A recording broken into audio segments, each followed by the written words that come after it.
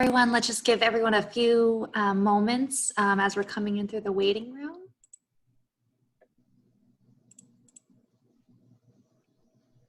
I think everyone is in, and I expect a few more folks to continue to arrive, so we can just go ahead and get started.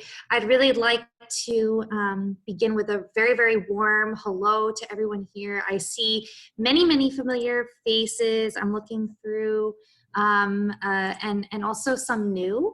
So welcome to our first virtual Meet the Author event. My name is Serena Ahmed. I'm the program coordinator for the Holocaust Memorial Resource and Education Center of Florida.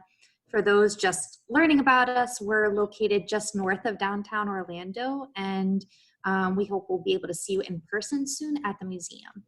Our mission is to use the history and lessons of the Holocaust to build just and caring communities free of anti-Semitism and all forms of prejudice and bigotry. Before I introduce our amazing facilitator and author, I want to sincerely express my appreciation for those making these free programs possible through generous philanthropic support. Our friends at United Arts, who really understand our mission and the importance of our efforts, are running a campaign through September 15th, where they are matching all donations by adding on 15%. So if you're able to make a gift, please text the letters SFA to 91999, or you can click the links that Rachel will be posting into the chats. Thank you so much for your consideration and your support. And now I'm incredibly beyond excited to introduce our main event and two just wonderful people who I'm grateful to share with you all today. So I'd first like to introduce Daniam Cohen. Danny wears lots of hats. Danny is the author of the historical novel Train, which was the inaugural Teacher Fellows text of the United States Holocaust Memorial Museum. Danny is a learning scientist and distinguished professor of instruction at Northwestern University, and he was a faculty fellow of the Auschwitz Jewish Center. He is the founder of the national nonprofit Unsilence, and Danny is a singer also in the folk rock band They Won't Win. It is also my great honor to now introduce Felicia Smith, who is facilitator of the Holocaust Center Book Club and who will be a leader in facilitating questions to Danny today. Felicia has an incredibly varied background across industries, which includes senior level roles in HR, legal compliance, and so much more. She has a bachelor's in business and management from the University of Maryland and a JD from Delaware Law School. She has served on several nonprofit boards during her career, including chairing the HR board committee for the Hebrew Immigrant Aid Society in Philadelphia. Felicia arrived as a stateless refugee in the United States in 1961. Her parents were Holocaust survivors who finally managed to escape from communist Poland in 1956. Felicia lived several years in Brussels, Belgium, before immigrating to the United States and settling in New York City. She very generously supports the Holocaust Center and gives her time to ensure her family story is not forgotten. As I mentioned before, she also leads our discussions for the Holocaust Center Book Club, and we are so lucky to work with Felicia. And I just want to quickly, lastly say, my last introduction is to the Holocaust Center Book Club. So most of the Holocaust Center Book Club members are here today. This book club has been reading, meeting, and discussing for over 10 years. I have been honored to have the opportunity to now be a member of the book club and to meet and to learn from all the book club members as much as I do. Please just reach out to me if any new folks here in this Zoom would actually like to join in on one of our future discussions as well. Normally we meet in person, but right now we're meeting virtually, and it's a small to medium-sized group. We grow with each other with enriching discussions, and mainly we just have fun and enjoy the good company. So on that note, let's meet Danny and get excited about his amazing novel Train. I know not everyone here in the Zoom has read Train, and so we're going to be mindful not to spoil any of the story. everyone, please write your questions that you would like Danny to answer here in the chat. We have a, a good sized group, so there might be moments where we can kind of go off mute and on mute. But this way, we don't get too confused by too many voices. So just write your questions that you have for Danny in the chat. Danny will be looking through the chat to engage with you and your questions directly, and Felicia and I will be making sure to watch our chat and pop in to ask your questions that he just doesn't happen to see. And you can message me or Rachel Lucy Hitt, our education director, or Christina Carey if you run into any issues or have any questions. Without further ado, it's my pleasure to pass the program to Felicia and to begin our question and answer with Danny. Great, thank you so much, Serena. Appreciate the introduction. And it's so wonderful to be associated with the center. I cannot tell you, it's been truly a joy for me ever since I retired last year. So I just want to say, Danny, thank you. It's an honor to have you, truly. We've been reading some books on the Holocaust and on sort of, topics that are so meaningful and so relevant today. And to have you with us to talk about this book is just an absolute pleasure. But before we talk about the book in particular, I thought it would be helpful to set the sort of stage for the audience and to just tell us a little bit about yourself, who you are, and then also what drew you to writing about the Holocaust in general. Okay. All right. Well, hello, everybody. It's really great to be here. Thank you for having me. It's really fun because I can see a number of familiar faces, actually. So hi to folks I've met before, recently, and not so recently. It's really good to be here. Thank you, Felicia. Thank you, Serena, and the center. So your question: who am I? What's led me to write about the Holocaust? I'll answer as a storyteller. I'll tell you a quick story. So I'm standing outside the archive center at Yad Vashem. How many of you have visited Yad Vashem in Jerusalem? I see lots of hands up. Yes. I'm 17 years old. Not 17 right now, but in my story, I'm 17, and my heart is racing because I've made a promise to my mom and my family to go to the archives at Yad Vashem. I was in Israel for 1 month on a youth trip from London. I'm originally from London, if you can't already tell. And I made a promise to find our family.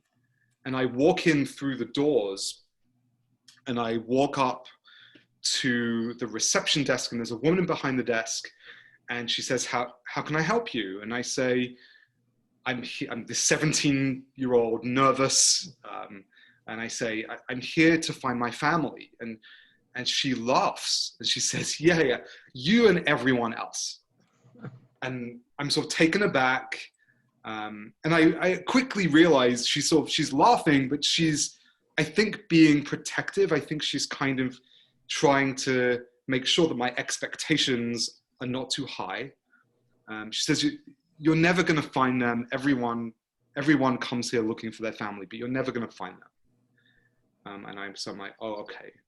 And then she says, unless they were Dutch, because the Nazis in the Netherlands were the best at record keeping. And so if your family is Dutch, then it's more likely that you'll find them. And I say, oh my goodness, yes, my family were Dutch. My grandfather escaped from Amsterdam. We don't know much about his story, but we know that most of his family didn't make it. So yeah, they were Dutch. And so she says, well, you're still never going to find them. Oh my gosh. And I'm like, okay. And she says, unless they had a very unusual name. And I reply, Zikno Passer. And the laughing woman stops laughing and she says very seriously, how do you spell that? And I say, Z-I-E-K-E-N-O-P-P-A-S-S-E-R. It's my mom's maiden name, my grandfather's name. And she stops. She's no longer laughing. She stands up and she takes me by my arm. She says, "Follow me," and she takes me to this room with all these books, almost like this giant encyclopedia, like a huge set.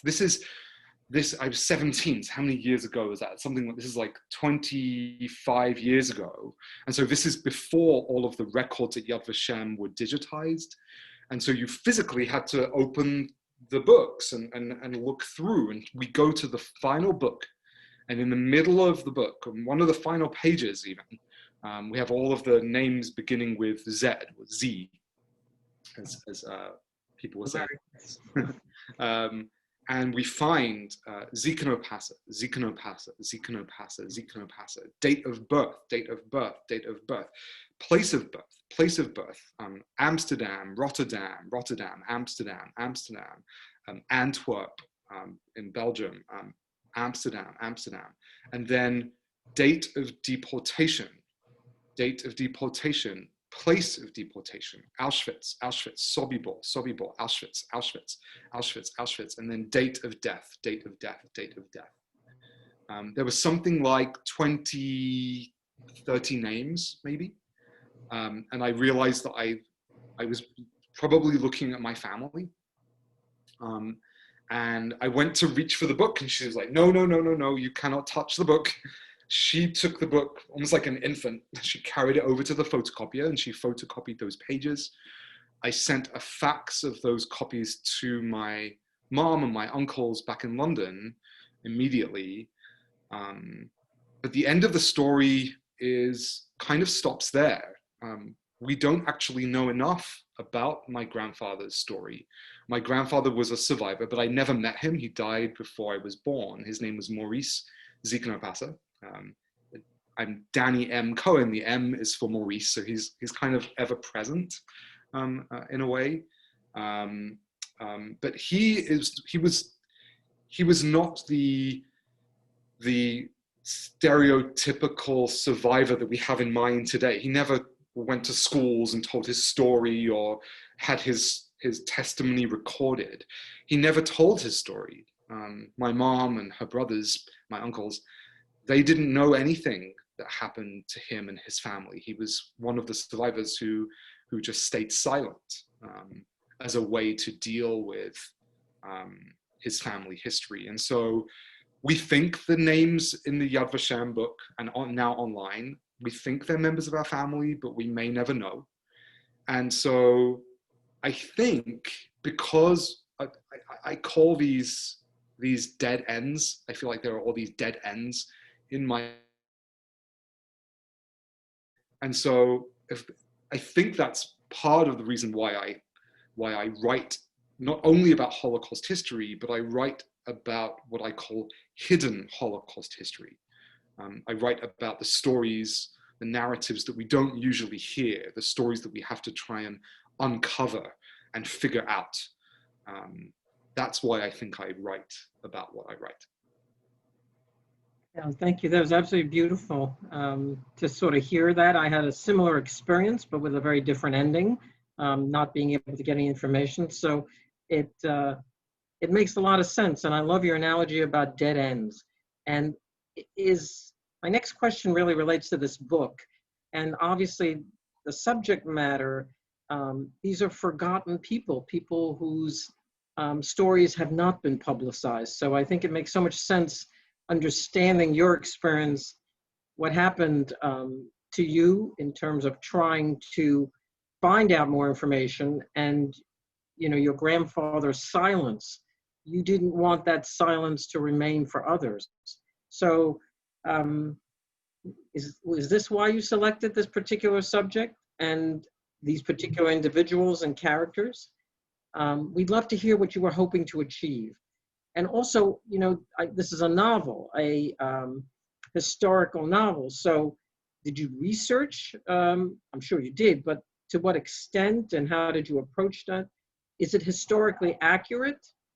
And why did you choose historical fiction as the method to showcase the subject? There's a lot of questions built into that one sort of general area. Sure. Great question.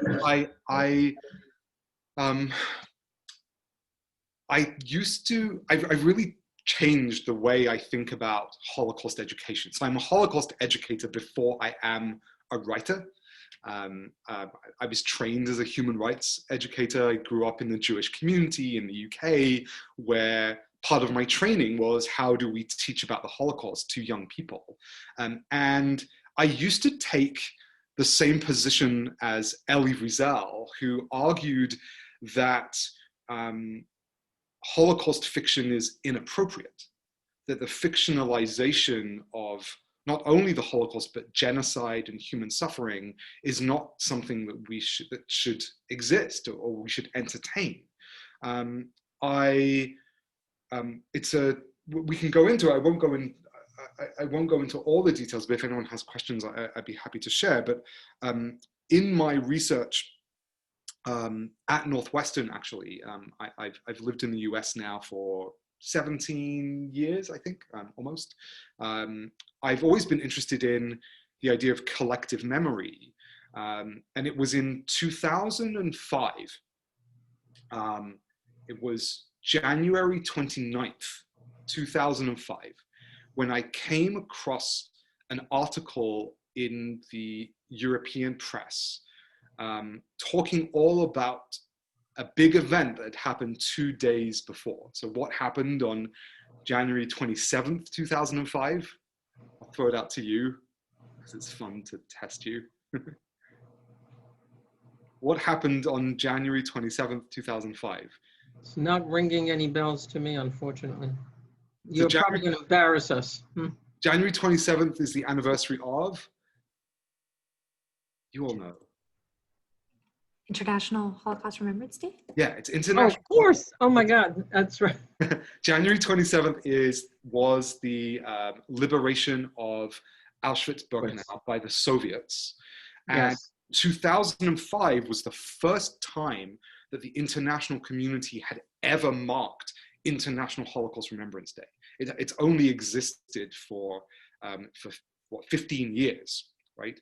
And so the New York Times, huge front page spread with Dick Cheney, the vice president at the time, Tony Blair, the British Prime Minister, Elie Wiesel, and many others gathered at the site of Auschwitz-Birkenau to commemorate the 60th anniversary of the Soviet liberation of Auschwitz-Birkenau, the first time that the international community had marked it in this way.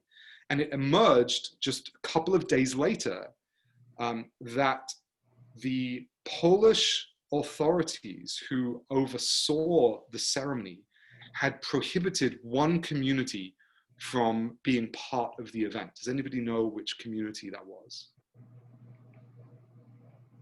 Any guesses?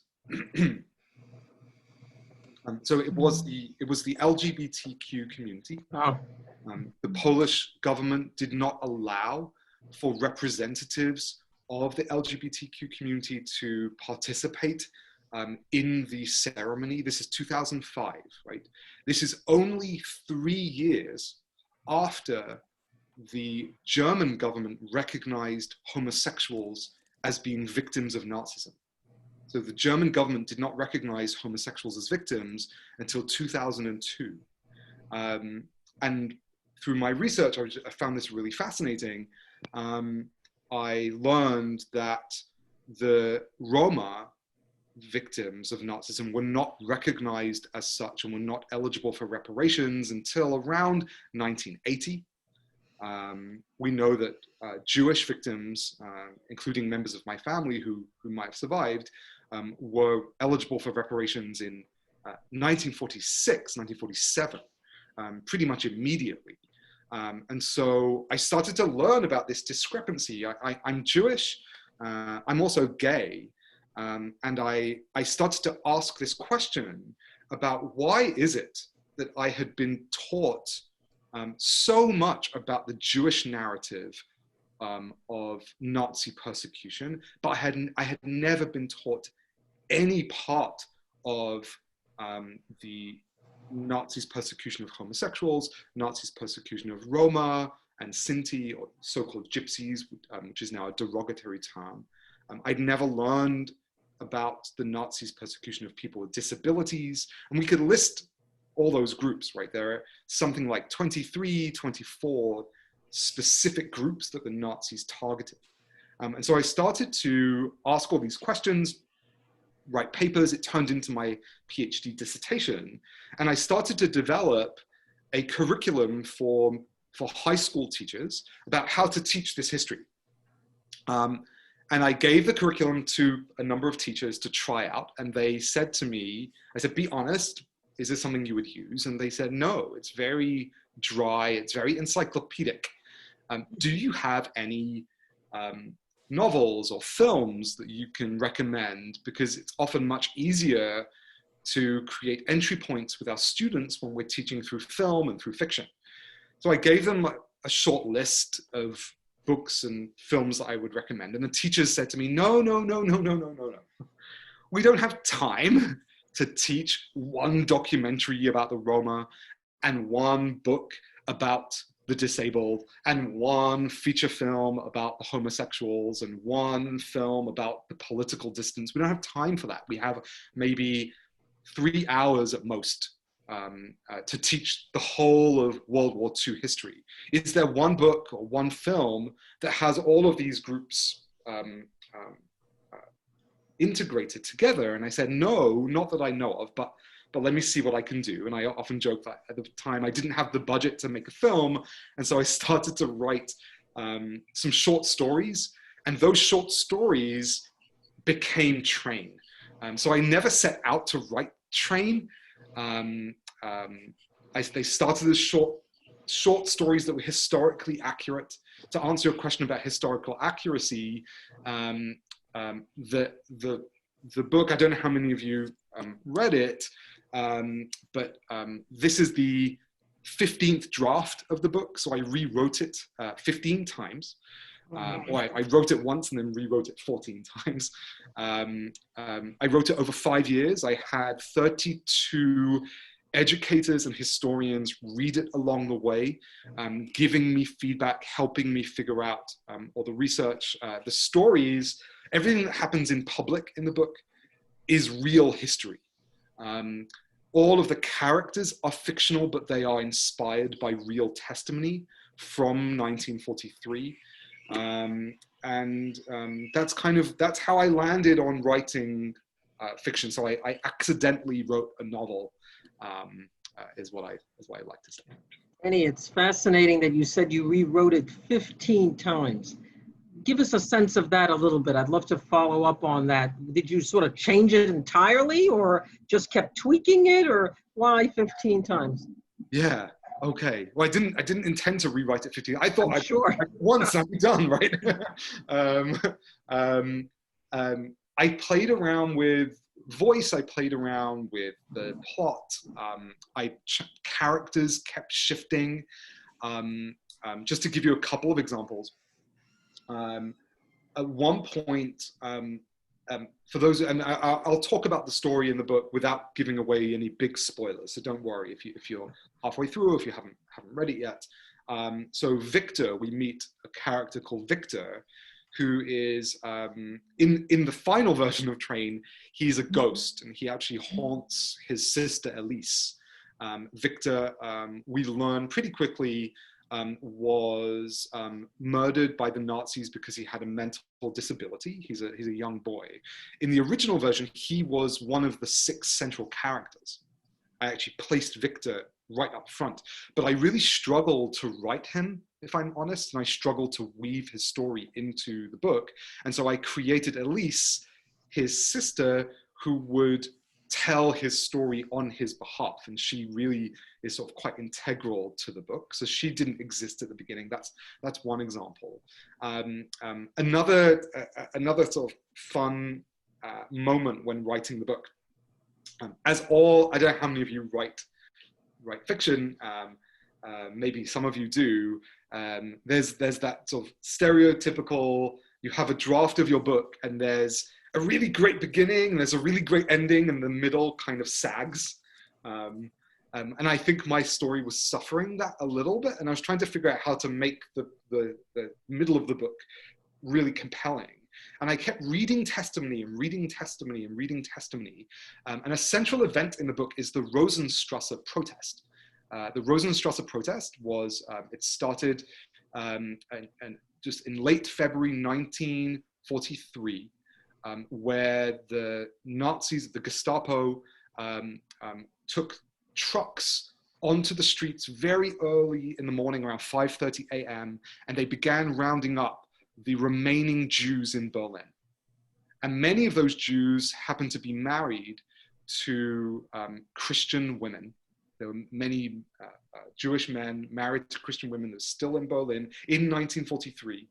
And the women started to gather at the place of detention on Rosenstrasser in Berlin, outside the old Jewish community center that the Nazis were now using. And a protest began. Just a few women at first, but over many days, over a week, the crowd grew to up to 1,000 people, all protesting for the release of these Jewish men and some of their children. And so that became the backdrop of the book, the Rosenstrasser Protest. The book really spans 9 or 10 days in early 1943. And I'm reading testimony, and I find that on March 2nd, 1943, there is someone who talks about the Rosenstrasser protest and how they climbed the rubble to look into the upper windows of the Jewish community center. And I'm scratching my head. And the book is written, I'm on like draft, I don't know, 6 or 7 at this point. And I'm like, why is there someone standing on rubble on Rosenstrasser looking up to see if their family were in the upper windows? Where is this rubble from? So I think, was there a gas leak and there was an explosion? Did the Nazis dump debris onto the street? Why is there a big pile of rubble? And then I think, hold on, was there a bombing? And I start looking up and the history to see if, was there a bomb? Was there the bombing of Berlin? Did it take place on March 2nd? I couldn't find anything anywhere. And for like a good week, this is all I could think about. I was asking every historian I knew, looking up all my books, looking online, what happened on March 2nd? And then it dawned on me that the person was describing standing on the rubble in the morning, and I was actually looking on the wrong date. So then I looked what happened on March 1st, 1943, and I discovered that the British bombed Berlin on the evening of March 1st, 1943, because this was the day of the Luftwaffe, the day that the Nazis celebrated their air force. And so the British, being the British, I guess thought it would be really funny to bomb Berlin on the day that the Germans were celebrating their own air force. And suddenly I realized I had a big historical inaccuracy in the book. And so I had to rewrite the story to include the bombing of Berlin on March 1st, 1943. And that actually changed a lot of the trajectory of the book. And so that was one big rewrite.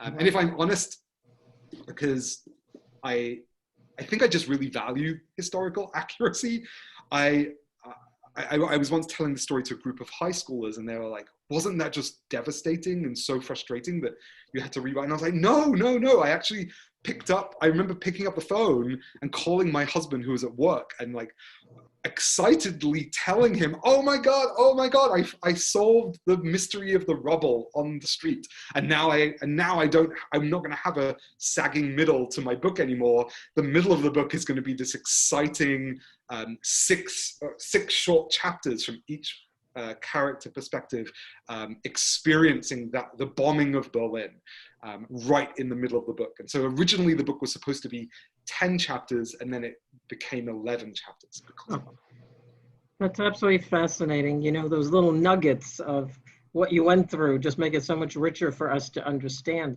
And by the way, there was a movie on Rosenstrasser that I saw. It's a fabulous movie, and I don't know how old it is. It's got to be 30 or so years old, I would say. I'm not sure, but it's fabulous. Around maybe 15 or 20 years old. It's not that old. Oh, it's not that old? Okay. It's good. But so, and it's easily found, you know, if anyone is interested. And what I found so interesting is here there was a protest against the Nazis, and they caved. They actually released these people. So for me, the message there was if more people had stood up and more people, you know, from the very beginning had just absolutely not allowed them to get away with it. It was the silence that sort of enabled them, which I think, of course, was lessons for today. But I wanted to follow up a little bit more so that we understand, you know, why did you call it train? What does that analogy represent? And if you could talk a little bit about your writing style, the choice of characters, their names, things that give us, again, more of these nuggets about how you produce this beautiful book. Happy to. And it looks like Mark Winton also asked the same question at the same time. Why is the book titled Train? So thank you, Mark. And please keep asking questions in the chat. I'm happy to answer any question. There's no such thing as a bad question. Ask anything. I'm happy to answer. It's called Train originally. When I wrote those short stories, I actually had all of these different characters with different identities meet on a train headed to a Nazi camp. So that's why I originally titled it Train. But as I did my historical research, I actually learned that would not have been accurate because the Nazis tended to deport different groups of people in sort of with their own kind, so to speak. So you would usually have a train packed with Jewish prisoners, and then you might have on a different day a train packed with Roma and Sinti prisoners, or earlier on, depending on what part of the Nazi era we're looking at, we would have a train packed with political dissidents. So the idea of a Roma and a Jew and someone with a disability, and it was very contrived and historically inaccurate. In fact, the Nazis' disabled victims generally were not deported on trains at all. They were actually arrested and put on buses to be taken to local hospitals around Germany and some in Austria. And so trains didn't even factor into the disabled narrative at all. But I held on to the idea of the image of the train, in part because the train is a symbol of the Holocaust, so it's immediately recognizable. But if you read the book, yes, at least one of the characters, I won't talk about who, but we can talk about that scene. At least one character is put onto a Nazi train headed to a Nazi camp. But we also have characters trying to escape Nazi Europe by train, just as much as trains were used in the persecution of Jews and Roma and others. Trains were also a lifeline in a sense for many people. And then we have other moments in the book that are connected to trains. Alex, one of our protagonists, Alexander, he purchases a birthday gift for his sister, Ruth. He buys this little tiny porcelain train for her, and Ruth has to solve a treasure hunt that Alex created, and the gift at the end, we know as the reader, is going to be the train. Ruth doesn't know that, and so whether or not Ruth will solve the treasure hunt is part of the story, if you like. You also asked about the names of the characters. Ruth is not Jewish, but it was important for me to name her Ruth, and I guess it's my Jewish day school upbringing. I associate Ruth with the story of conversion, even though Ruth, the character, doesn't convert to Judaism, in the Bible, she said to Naomi, right, wherever you go, I will go. Wherever your people are my people. And so there are lots of clues about sort of like who the characters are if we look at their names. Alexander, her brother, Alex isn't a particularly Jewish name, but historically it actually is. If you look at the history of Alexander the Great, who had a reputation for being really kind to the Jews, many Jewish people over the centuries have named their children Alexander, in honor of Alexander the Great. So these little clues, just sort of like, just to tell us who these characters are. The Romani names are real Romani names. I also play tricks whenever I write something. I didn't want any name to rhyme, because I wanted each name to be really distinct. So the 6 names are Sura, Alexander, or Alex, Ruth, Elise, Marco, and Kizzy. I want to make sure they all started with a different letter and they didn't rhyme. I like playing games with myself in that way. That's terrific. I just want to mention, in case someone does not know about the Roma, they used to be known as gypsies, which of course was completely incorrect. So they play a huge role, and having lived in Europe, they still exist in pockets all throughout Europe today. It's amazing how they've been able to, continue in spite of that persecution, but yet maintain their somewhat nomadic lifestyle and their customs. So it's really fascinating that they have such a prominence in your book, because so little is really known about them, and it inspired me to, start reading more about descendants of that group for today. And by the way, of the six central characters, 3 of them are Roma. Yes. So yes. and they're all related. Marco is also gay. It's a little spoiler, but we find that out early on in the book. And Sura is what we would call a political dissident. But Kizzy as well. The 3 of them are Roma, and so this is very much a Roma narrative. I'm not Roma. I don't identify as Roma. I think I struggled a little bit with, is it okay for me to tell this story? Considering I don't identify as Roma, but I did work with a couple of Roma Holocaust historians to make sure I was getting the history right, and so on.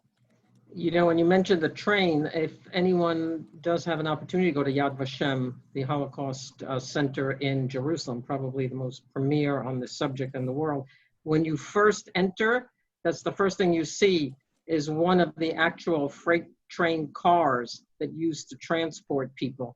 And, ever since I saw it, I've never looked at any freight train in quite the same way again. Something so ordinary and so necessary to society can be so perverted for different uses, and it really gives you an incredible perspective. So I thought that the title was spot on, I must say. Sort of each of the persecuted groups in your story were persecuted in similar, but yet in very different ways as well. So I think it would be very interesting for the audience to hear what similarities and differences you were trying to portray for all these groups. Yeah, so if we look at the Holocaust education, and if we examine what teachers are actually doing in the classrooms, one of the reasons I wrote Train was to help teachers teach the Holocaust in the right way. All teachers are well-meaning, most teachers are well-meaning, but from my research and from the work that I was doing with teachers, it was clear that many teachers would teach about all of these groups as if the Nazis persecuted all of them for the same reasons and in the same ways, which is actually not true. So what we would call that sort of this false universalism, as if like all of these groups had the same experience. The Nazis targeted them for all the same reasons, and we know that the Nazis targeted, for example, Jews in very different ways and for very, very different reasons as they targeted, say, people with disabilities or homosexuals, for example. So homosexuals were considered by some Nazis as being curable, whereas people of Jewish descent, people of Roma descent, people of African descent were considered incurable. People with disabilities were considered a threat to the Aryan race, almost like an internal threat. And it was people who were considered Aryan with disabilities that were targeted for murder because the Nazis were trying to perfect their so-called master race. And that's very different to the reasons why the Nazis persecuted political dissidents or Freemasons or Jehovah's Witnesses because of their beliefs. And so what my work does in Train, but also in my education design work, is really help teachers sort of teach their students all of the different ways that different groups were persecuted and all the different reasons why. And these distinctions, I believe, is really important for us to really understand the truth of Holocaust history. It also mirrors, in some ways, the way many of the same groups continue to be persecuted today. We still hear communities arguing that homosexuals can be cured of their homosexuality. For example, and so we can actually draw connections between history and ongoing injustice today. I do see a number of really good questions in the chat. If you want to, there was a great question actually that came through as you were speaking. How did the book change you? Did it change you? I'm sure it did. I'm sure it did. I don't know. I tell my students sometimes, you get asked the question, there's a pressure to be profound. So I'm going to try and resist the pressure to be profound. You don't have to be profound. You just have to be you.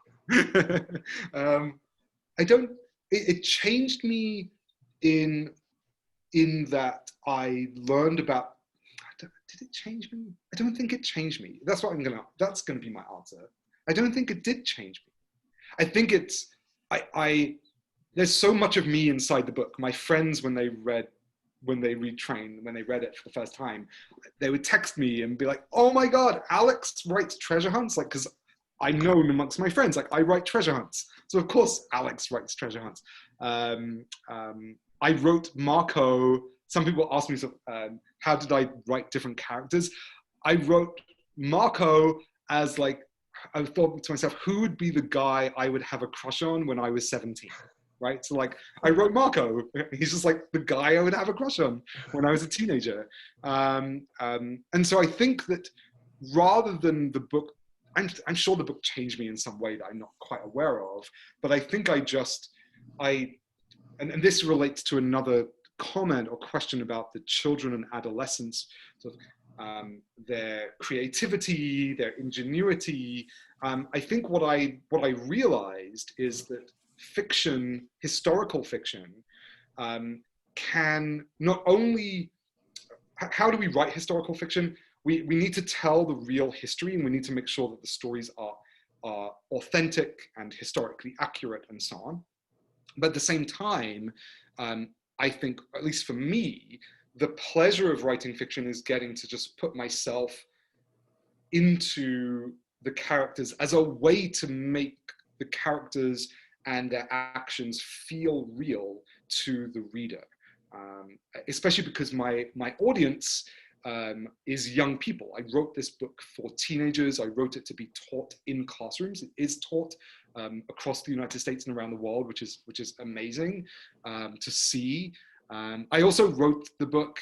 I graduated high school with a second from bottom, so the really, really, really low GPA, something I'm proud of. And I was also, now I'm all over the place. Last summer, I was diagnosed with ADHD, which explains so much about my life and the way I think and what I was like as a student. And I know when I was a student, when I was in high school, I got away with reading the cliff notes of every book. Like I never read Great Expectations. I just read like the No War and Peace. No. No. And so I really struggled to read. And so when I wrote Train, I decided that I wanted to write a book that would engage the young person who just didn't like reading. And I have a photograph saved on my phone. One of my teacher friends, when the book first came out and she assigned the book, she took a photo of one of her students sitting in the corner like this. And her caption was, "This student never reads ever." And so I realized I'd succeeded. I'd achieved my goal and got at least one student who never reads to read something, which is why I wrote a thriller, which is why I have the characters sort of joke around with each other, goof around. Lots more questions. What Jewish day school did you attend in London? I attended Ilford Jewish Primary School in Essex, if you know that. More questions here. Can you talk a bit about something mentioned in the book, the thought that people only fight for their own families or their own people? How true do you find this, both historically and today? Oh, wow, that's really good. Yeah, so this is Sura, right? She, at one point in the book, while the Rosenstrasser protest is happening, and we have all of these, mostly women, calling for the Nazis to release their husbands, which many historians do call a selfish protest, right? Those same women did not take to the streets and protest the roundup of other Jews in the community. They only protested the roundup of their husbands. We have Sura at the same time learning that the Roma are being deported from Marzahn, from the camp at Marzahn, just on the edge of Berlin. And Sura sort of says, like, why is no one paying attention to my community? They're only paying attention to their own suffering and their own loss. I think that's true. I think that it's human nature, right? Especially in wartime, especially when we face prejudice, to just turn inward. But I also think it is possible, and this is something that I know that when the book is taught in classrooms, teachers will have their students talk through. I think it is possible to build a sense of solidarity between different communities while they are being persecuted at the same time. We see this today, right? We are seeing this. If you listen to some Jewish community leaders who are vigilant against the rise of anti-Semitism today in the United States and in Europe and around the world, we're seeing the call for solidarity between the Jewish community and the Black community, for example, and solidarity between the Jewish community and the LGBTQ community. It's not easy to reach out to other communities when we are facing persecution ourselves, but I think we have to remind ourselves that we're stronger for it. We're stronger when we actually bring other people close together when we face persecution together. At Northwestern, I teach at Northwestern University. There are some staff and faculty who are Jewish and some staff and faculty who are Muslim, who really take this sort of hold this idea really close, and that we have to fight anti-Semitism and Islamophobia at the same time, because it's very often perpetrated by the same people. Although, if we're being really honest, sometimes it's we perpetrate against each other, which is all the more reason to just sort of be really self-aware. More questions. Felicia or anyone else? Yes, Danny, I think what you just said is such a wonderful lesson for young people. I mean, that is the sort of target audience that you have in mind, but this idea of, to speak out and to speak truth to power in terms of any injustice to anyone. Because, you know, as we've seen historically, it starts with one group, but it never ends with one group. I mean, at the end, they'll come, you know, for everyone when that hatred sort of takes hold in society. So I particularly want to bring the conversation to today's troubled times and your thoughts on whether the Holocaust, you know, is often used as a comparison to selected current injustices. And what do you think about that? Is it okay to make those comparisons, or does this diminish the sanctity of the Holocaust? Yeah, thank you. Different people have really strong opinions about this, right? Yes, we want to hear yours, yes. So I really believe that, I think we've made a mistake. I think that the world of Holocaust education, not everyone, but there are certain individuals and some institutions that have really sort of segregated the Holocaust from other events in history, when the fact of the matter is that the Holocaust was or is part of the narrative of white supremacy. Where did the Nazis get their ideology from? They got it from the British and the Americans, yes, who were already forcibly sterilizing indigenous peoples, Black women, Latina women, in the early 20th century. The eugenics movement came out originally from Britain, but quickly moved over to the United States and affected domestic policy. Hitler was inspired, right? The Nazis were inspired by eugenicists in Britain and the US. And even when the Soviets and the Brits and the Americans liberated Europe from Nazism, forcible sterilization and the eugenics movement was alive and well in the United States. The United States was still sterilizing Native American women up until 1974. It was state by state. There's research on this. I'm working on a new project to help teachers teach about this particular history. When the Brits and Americans liberated the camps in 1945, there was a conversation. What should we do with all of these prisoners? The Jewish survivors were put into displaced persons camps. They continued to face anti-Semitism, of course, but the Allies awarded them reparations and allowed them to help them find each other, help find their families, help them to move to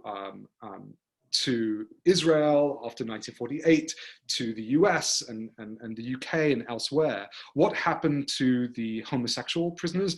The British and American lawyers recommended that homosexual survivors of the Nazi camps be reincarcerated, right? The homosexual prisoners of the Nazi camps were put back into German and Austrian prisons. Why? Because the Brits and the Americans considered homosexuality to be a criminal act. It was criminalized. And so when people make connections between the Holocaust and ongoing persecution of different groups today, we have to think about the whole context. The Holocaust did not happen in a bubble. The Holocaust, by its very nature, even before the Holocaust happened, Nazi ideology was grounded in white supremacy, American eugenicists, the American eugenicist movement, and so on, that didn't go away when the Holocaust ended. And so when we talk about the ongoing persecution of LGBTQ people around the world, when we talk about the ongoing anti-Semitism, when we talk about all these different forms of prejudice and oppression, I think we do have permission to make connections, as long as we do that through history. As long as it's grounded in a conversation about history, then yes, we absolutely can and should make those connections. When you said about the white supremacy, you know, it feels like it's jumping out of today's headlines also, voter suppression, everything. There's those threads that, you know, sort of show you that the path that we're on. We're running out of time pretty soon. So I know what I want to know. Is there going to be a sequel? Are we going to know what happened to these amazing characters that we sort of, you know, just, they drew us in, and now we want to know more. You only had us there for about 10 days in their lives. What happened in the war? What happens in the future? That's right. So I always told myself I would never write a sequel because I wanted to write a book that ended on these cliffhangers or dead ends, right? I wanted the students to become historians, that they put down the book and they wonder, wait, what happened to Kizzy? What happened to Alex? What happened to Sura? What happened to Ruth and Elise and Marco? There's still another 2 years left of the war. What happened to them, right? And so what I do is we leave each character in a very particular place, and it's possible for students to do their research and actually figure out what likely happened to each character. I will give away what happened to one. No, maybe I won't. I'll be very vague. Please do. No, give away. I'll be vague. We know that one character, I won't say who, we know that one character ends up in Auschwitz-Birkenau. And if we look at the history of where this character ends, if we look carefully, we will see that this character almost certainly was murdered, and was most likely murdered just over a year later. I'll just say that. And so when, in fact, and if I can do a very quick screen share, I'm going to share with you something that we built for the classrooms. This is our Unsilence site. This is the nonprofit that I founded. We have here all these different features that go alongside Train. I wrote with one of my students at Northwestern a web quest called Hidden Pages. Hidden Pages is a series of puzzles that help teachers unpack all the history inside of Train. You can do the web quest whether you've read the book or not. Don't do the web quest on your own, it's really tricky. But if you work with at least one other person, for some reason, it's much easier to do it. So if you want to do it, just go to unsilence.org and you'll find it. It's all free. You get to do this web quest. You have to answer all these different questions and do some historical research to unlock 10 puzzles. If you see here, we have these 10 puzzles that we unlock. And Hidden Pages tells us that if you've read the book, it tells us that one of the characters was murdered and how. It doesn't mention the character, but when you work through the web quest, it unpacks that part of the history. While we're here, if you're interested, there's also a Google map of Train, all of the different locations without spoilers are right here. If teachers or readers want to see the geography of the space, that's a whole other conversation about how I created the map, which is really fun. That's for another time. There's also a choose your own pathway mystery called The 19th Window that I wrote that covers many of the same themes as Train. You get to make choices on behalf of a character set in the present day. Well, that's really fun. We also have an online photography exhibit all about Roma Holocaust survivors. We often don't hear their stories.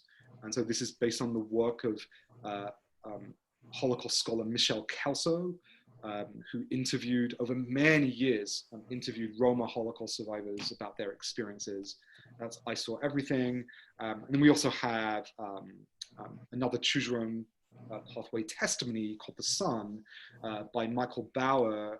I curated this and interviewed Michael. He's the gay son of 2 Jewish Holocaust survivors, and he tells his story that actually connects Holocaust history to ongoing injustice today. So that's Wow, there's so much to cover. It's unbelievable. And I know we didn't get to most of the questions. We didn't even get to mine, but I wanted to make sure that Serena has a few minutes to have closing remarks. And thank you so much, Danny. This was truly a pleasure and an honor. To answer one question before we hand over to Serena, Serena asked, who's Miriam Esperanza? Miriam is my daughter. Ah, Oh, that's fabulous. So I dedicated the book to her because I was writing, and I finished writing it while she came home to us when she was an infant. wow. Thank you so Fantastic. much. Wow, I always wish we had more time together. It's such wonderful discussion, and I know we all have more questions, so we'll just have to look forward to future events together and conversations. Thank you so much, Danny and Felicia, the Holocaust Center Book Club, and every one of our attendees today. I hope you all know I genuinely mean you all are inspirational to me, and Danny, I can't stress enough that we are very eagerly awaiting your next steps. Oh, I didn't ask a question. I am writing a sequel. I am now writing. Assumed, yes. I'm now writing the sequel, even though I told myself I wouldn't. I am working on the sequel, which is set 21 years later. It's set in 1964, and the working title is Return to Berlin. We have some new characters that we'll learn about who go back to find out what happened to Marco and Kizzy and Sura and Alex and Ruth and Elise. Okay, no pressure. We need that like next week. Just so you all know, the recording of this event will be uploaded to our website within the next few hours, and you can please share with any family or friend who might have missed this discussion so they can watch it at their leisure.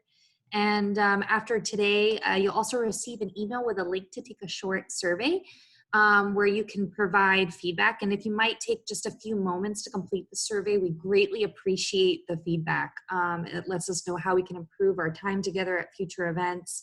And also, I'm going to write my email in the chat, because if any of you are not a part of our book club and you would like to be a part of it, please just send me an email. When we send out the survey via email, you feel free to just respond to that email as well. We would love to have you all as part of the book club discussions, you know, whether it's regularly or here and there. Last few things, our next virtual program is actually this Friday, August 21st. It's a part of our Strategies for Action series. It's called Championing the Unheard. We're featuring a panel moderated by Cecily Wilson and our panelists Cecile Schoon, a civil rights attorney, and Chris King, founder of Elevation Financial. They're going to be speaking to differences between equity and equality, and how we can all use our various influences to take action against racial inequity. We hope to see you all again at this event and many, many more. You'll find our events on our website, and thank you also so much for your financial support to keep these programs going. You can text SFA to 91999 to donate, or click the links in the chat. And I just wish you all a wonderful and restful rest of your day. I hope you all are staying safe and able to continue doing so, and thank you all so much for being with us. Thanks, everyone. Bye, everyone. Thank you so much. It was a pleasure. Thank you. Bye. Bye.